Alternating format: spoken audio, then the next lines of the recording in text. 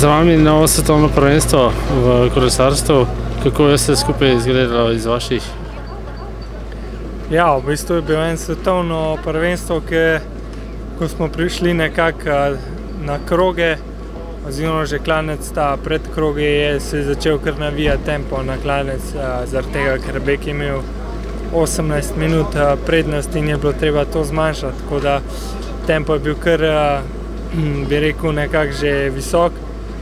In ja, na koncu je videli, da veliko kolesarjev enostavno ni imel več nog in je vsak rok pobiral.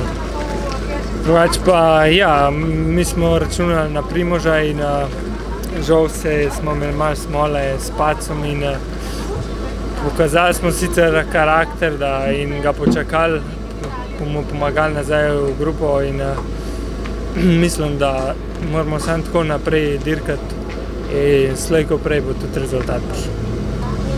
Ravno to, pač videlo se je, da imate dirko pod kontrolo vse do zadnjih krogov, nato pa padec Rogliča. Kako ste vedeli, kaj se dogaja, namreč nimate komunikacije kot na preostalih dirkah?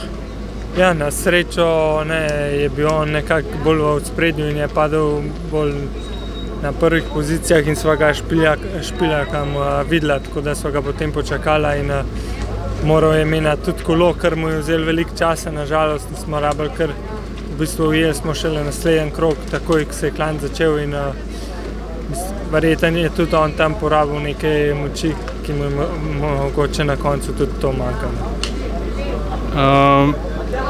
To se pravi, v skupino sta ga skupaj z Špiljakom potegnila. Kaj se je dogajalo z preostalimi slovenskimi kolesarji med tem časom? Ja, Mohorič je probal ostati v prvi skupini, ker enega vseeno rabimo od spredaj imeti. Ostali so pa veliko dela opravljali, predvsem Tratnik, Bole in tako naprej. Pri narekovanju tempa so lovili Bek. Cilji za naprej?